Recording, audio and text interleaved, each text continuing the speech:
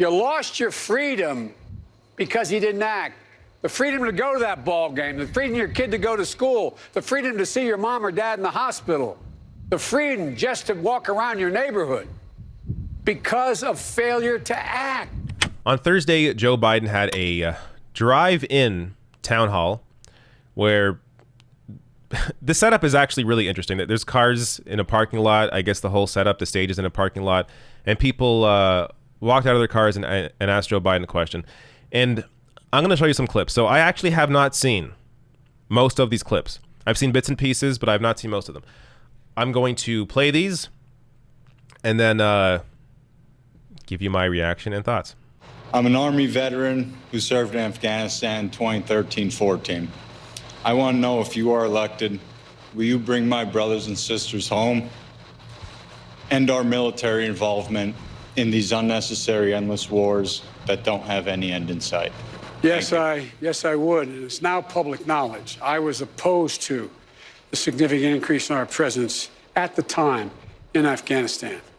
And because I thought the only presence we should have is a counter-terrorism presence, not a counterinsurgency presence. The idea that we're ever going to break up the Haqqani network in eastern Pakistan, western Pakistan, is just not going to happen. But we have to be in a position where we can make it clear that if need be, we could respond to terrorist activities coming out of that region directed toward the United States. It does not require a large force presence. We got that presence down to lower than it is now. This presence is the one that's increased the number, not reduced the number. All right. First impressions here. Biden's getting through complete thoughts, complete sentences. Good to see. A year ago, during the Democratic primary debates, most of those debates, he was kind of out of it until, of course, the last debate he had with Bernie, all of a sudden he was like able to perform at almost 2016 levels. But good response here. I mean, it's true. Trump increased troops and then brought some home, and then pretended that he was actually reducing his presence, or the U.S. military presence in the Middle East, when in reality he had already increased his presence there. So this is often what you will see. I mean, I cover this a lot during the RNC. They will essentially try and take both sides of every issue. That way, the unsuspecting viewer watches it, and they'll hear what they like.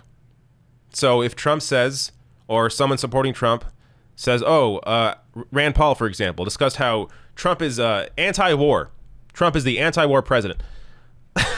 Complete BS. But then later in that same night, you had Eric Trump go out and talk about how Donald Trump, my father, is fighting terrorism around the world. He killed terrorist leaders. Like, basically doing the exact opposite in terms of their framing around foreign policy, around war. So you have, on one hand, Rand Paul, Trump's anti-war. On the other hand, Eric Trump, Trump's actually pro-war. You hear what you like. And that's the approach that Trump has taken in this campaign as well. But Joe Biden is right to point out that he increased troops, that Trump increased troops. And it is true, reporting did come out that Biden was against the increase as well as Obama's VP. So not a bad answer here. I'm also glad that CNN brought this veteran on to ask this question. Usually the discussion around foreign policy is always very pro-war. So it's good to hear a different kind of question there. Let me go to the next one. This is on, I believe, William Barr. The comments by the Attorney General contribute to people, encourage people not to wear masks. Sure. Quite frankly, they're sick. Think about it. Did you ever think, any of you, you'd hear Attorney General say that following the recommendations of the scientific community to save your and other people's lives is equivalent to slavery? People being put in chains. You lost your freedom because you didn't act. The freedom to go to that ball game, the freedom of your kid to go to school, the freedom to see your mom or dad in the hospital, the freedom just to walk around your neighborhood because of failure to act responsibly. This is, it just, Anderson, I've been doing this a long time. I never, ever, ever thought I would see such a thoroughly, totally irresponsible administration. It's just, it's almost, it's one of the reasons why, if you take a look, the Pew Foundation poll, guess what? Russia, Putin, China, Xi Jinping are trusted by more of the people in the world than the President of the United States of America. And one of the reasons they cite is COVID, the way he's handled COVID. This is not only causing us lives lost here, it's causing us to lose our influence in ways that are profound. All right. The beginning part of the answer was good. He kind of shoehorned in there Russia and China. I think a better segue would have been to discuss the U.S. coronavirus cases compared to other major countries around the world. I do this all the time on my channel. There's a graph I always reference showing you how many more cases there are in the U.S. compared to the UK, Canada, Australia, basically any other major country, except for like Brazil, also run by a neo-fascist. So that's a better segue. I think, I mean, really, the campaign needs to harp a lot on that because many Americans are going to say, well, yeah, it's a pandemic. People are dying, of course. So, these numbers, when they get up to the hundreds of thousands, people kind of lose contact with reality of how big those numbers are. But when you compare them to other major countries, that gives you real context to understanding how bad the numbers in the U.S. Actually are. And one thing on the masks, a story came out. I'm not sure if it came out yesterday or today. I think yesterday. But the USPS had planned to send out, I believe, 5 masks per household back in April. They had a plan, it was all ready. They were going to send out cotton masks to everybody in the country. And Trump stopped it. Imagine the difference it would have made if you had those masks sent out, and at the same time as well, Trump being a leader, trying to be a leader for once, and actually saying, you should wear these when you go out. It's important to not spread your germs out. Obviously, wearing a mask prevents more of your, the air you breathe, your germs, more of it from going out than it would otherwise. I mean, the fact that I have to explain this to people, obviously a mask helps. This is why doctors, surgeons wore masks before the pandemic. They have an effect. But if Trump had done that and allowed these masks to be sent out, he could be seeing much bigger poll numbers right now. Trump could be seeing much higher poll numbers right now than he currently is against Biden. But he didn't. So the virus got out of hand and tens of thousands more people died than needed to. Next clip here. I am not sure what this is about, but let's check it out. Right now, I do work in a cancer center in the area. I make under $15 an hour. Oh. During these COVID times, unfortunately, I had to open a credit card with 25% interest just to cover my groceries. I'm barely making ends meet. Receive no hazard pay, no raise. I'm struggling not only mentally, but financially. I look up to you, and as a middle-class healthcare worker, do you have any plans to stand up for us healthcare workers? Absolutely. And the idea you're not making a minimum of $15 an hour is just wrong. Wrong. No one should have to work 2 jobs to be able to get out of poverty. You're busting your neck, and what you're doing is you're saving people's lives. Exactly. You're helping them, and you're risking your own in this moment of COVID. You know better than I do that what happens is a pre-existing condition. In fact, what's happening here is a lot of people who have cancer, who are taking various drugs, and they, in fact, are more susceptible to catching COVID and dying than anyone else. So first of all, thank you. Number 2, the reason I'm running is because, look, the interesting thing for me is I view I really do view this campaign as a campaign between Scranton and Park Avenue. And I really mean it because, the way we were raised up here in this area, awful lot of hard-working people busted their neck. All they asked for is a shot, just a shot. All that Trump could see from Park Avenue is Wall Street. All he thinks about is the stock market and telling, we're going to do all right. Everybody owns stock. How many of you all own stock in Scranton? Now, my neighborhood in Scranton, not a whole lot of people own stock. No. And so we have to make sure that healthcare workers are paid and paid a decent wage. And $15 an hour isn't enough for a healthcare worker. And so, again, I won't take the time now, but Joe, if I can get your address, definitely. Let me get you. Go to joebiden.com, and you'll see what I talk about needing to be done with regard to healthcare workers. And by the way, mental health.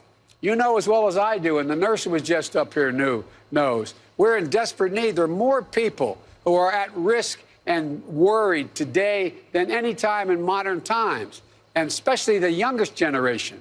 People between the ages of 7 and 17, they are more at risk in terms of mental insecurity than any generation. And that's why we have to make sure we have more social workers and psychologists in our schools. Look, we learned drug abuse doesn't cause mental illness. Mental stress and mental illness cause drug abuse. We've learned so much that we could change so much. And that's why we have to make sure that the super wealthy start paying their fair share, so we can do the things we have to do to make life better for hardworking middle-class folks. All right, so some stuttering issues there. Whatever, I stutter sometimes. That's life. But ultimately, this is something that Biden has that Trump doesn't, and that's the ability to have a human connection.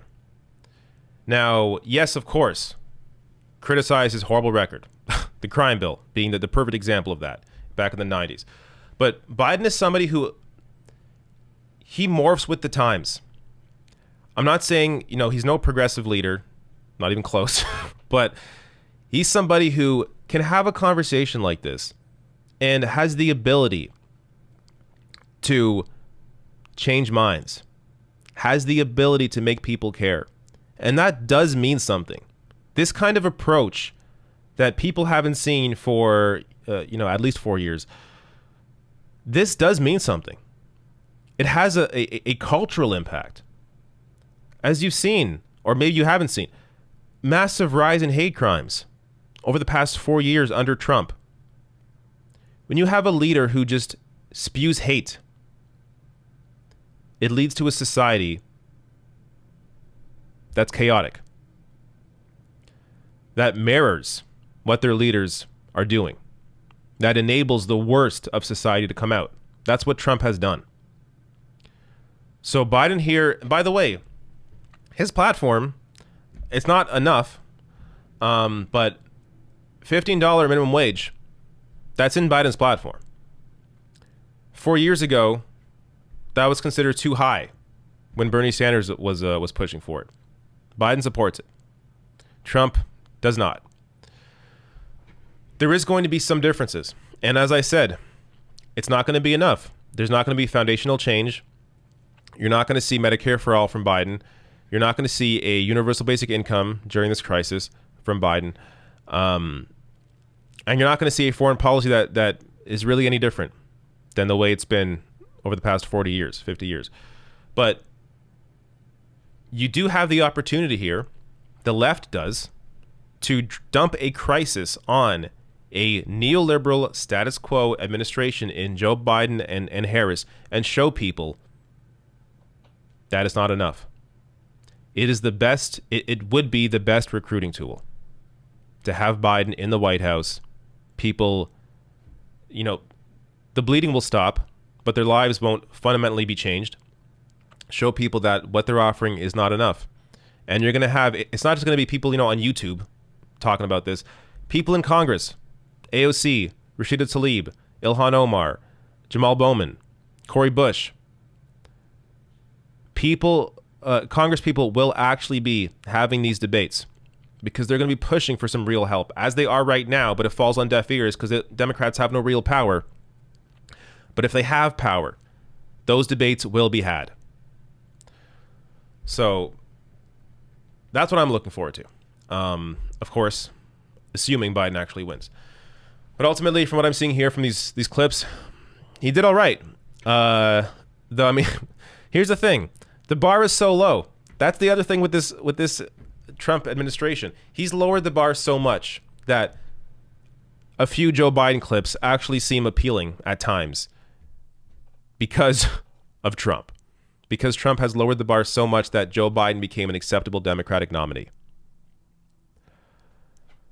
If you had, I don't know, Marco Rubio as president, you would not have Joe Biden right now. It'd be somebody else. It likely would be Bernie Sanders, actually.